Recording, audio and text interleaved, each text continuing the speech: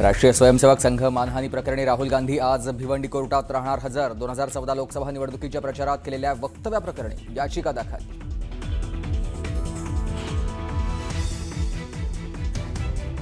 खासदार संजय राऊत मालेगाव कोर्टात हजर राहणार। मंत्री दादा भुसे यांनी दाखल केलेल्या मानहानी खटल्याप्रकरणी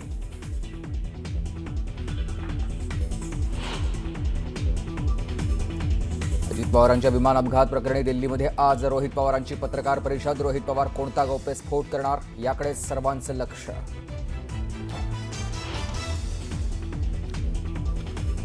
उद्धव ठाकरेंनी मनसेला एक स्वीकृत पद द्यायला हवं होतं। मनसेमुळे शिवसेना उबाठाला 65 जागा मिळाल्या। भाजप नेते संतोष धुरींचा शिवसेना उबाठावर निशाणा।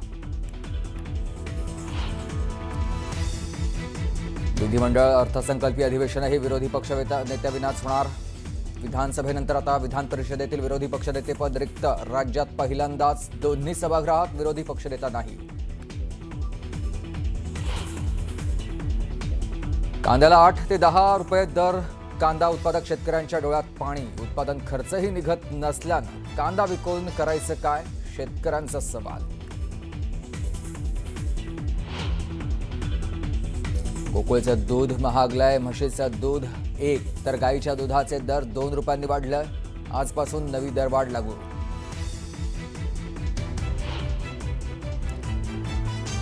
राष्ट्रीय महामार्गावर 1 एप्रिलपासून कॅश बंद होण्याची शक्यता। टोलसाठी फक्त फास्टॅग आणि यूपीआय चालणार। केंद्रीय रस्ते वाहतूक मंत्रालयाचा निर्णय। अमेरिकेच्या सुप्रीम कोर्टाचा डोनाल्ड ट्रम्प यांना दणका। ट्रम्प यांनी लादलेला टॅरिफ बेकायदेशीर। ट्रम्प यांना टॅरिफ लावण्याचा अधिकार नाही, सुप्रीम कोर्टानं फटकारलं। तर माझ्याकडे प्लॅन बी तयार, ट्रम्प यांची प्रतिक्रिया।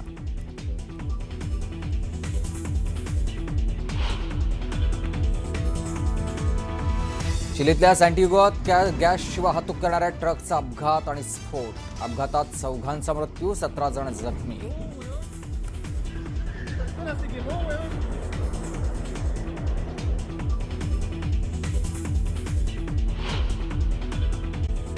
बुलेटिनमध्ये स्वागत। भाजपचे नेते संतोष धुरी यांचा शिवसेना उबाठावर निशाणा बघायला मिळतोय। त्यांनी निशाणा दिलेला आहे की ठाकरेंनी मनसेला एक स्वीकृत पद द्यायला हवं होतं। मनसेमुळे शिवसेना उबाठाला 65 जागा मिळालेल्या आहेत। मनसेच्या कार्यकर्त्यांनी दोन्ही पक्षांकरता खूप काम केलेलं आहे। शिवसेना उबाठानं मनसेला मदत केली नाही असं संतोष धुरी यांनी म्हटलेलं आहे। आणि संतोष धुरी यांनी एक टोला लगावलेला आहे किंवा निशाणा साधलेला आहे उबाठावर। तो म्हणजे असा की ठाकरेंनी मनसेला एकतरी स्वीकृत पद द्यायला हवं होतं। संतोष धुरी हे निवडणुकीच्या काळामध्येच भाजपमध्ये प्रवेश केलेले मनसेचे नेते आहेत। त्यांनी उबाठावर निशाणा साधलेला आहे।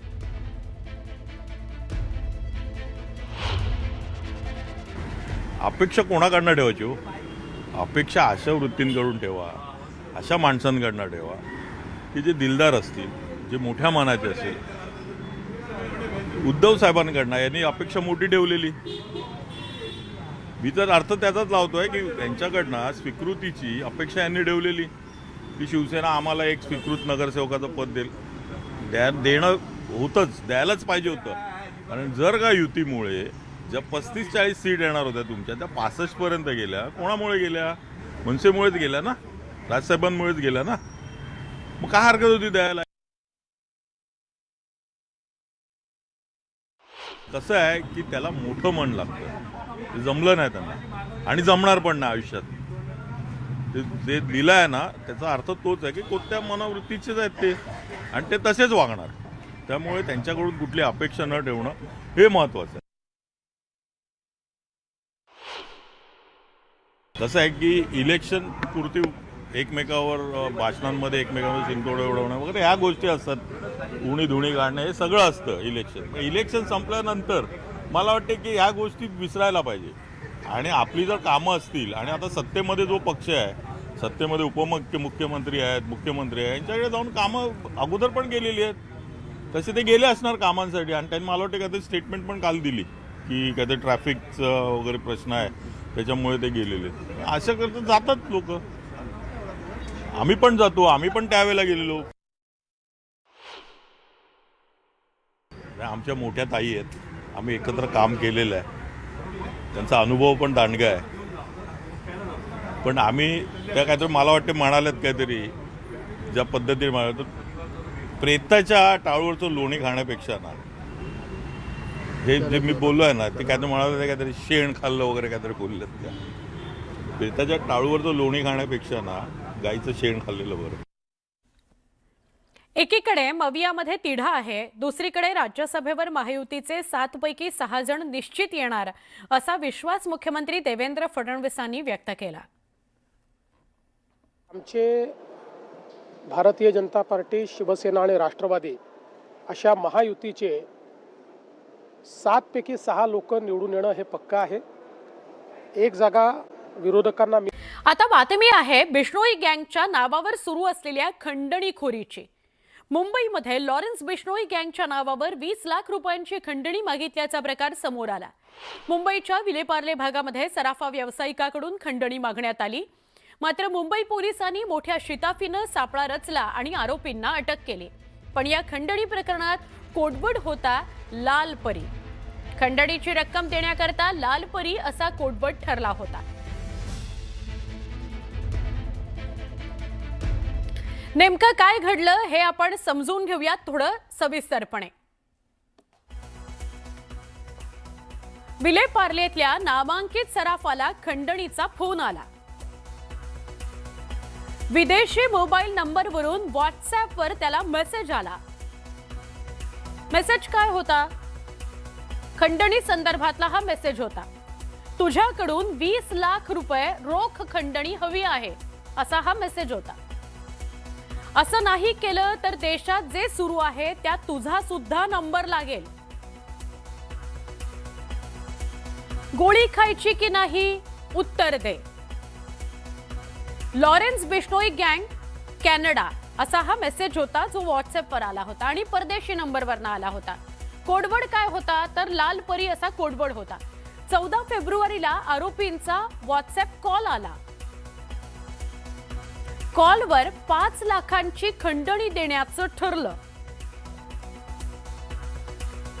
LTT म्हणजे लोकमान्य टिळक टर्मिनसच्या पार्किंगमध्ये पैसे घेऊन हा जो सराफा होता त्याला बोलवण्यात आलं. पोलिसांनी आरोपींसाठी सापळा रचला. LTTच्या पार्किंगमध्ये कोडवड लालपरी सांगितल्यावर पैशांची बॅग आरोपींना सोपवली गेली. रिक्षातून पळ काढताना पोलिसांकडून आरोपींना अटक करण्यात आली.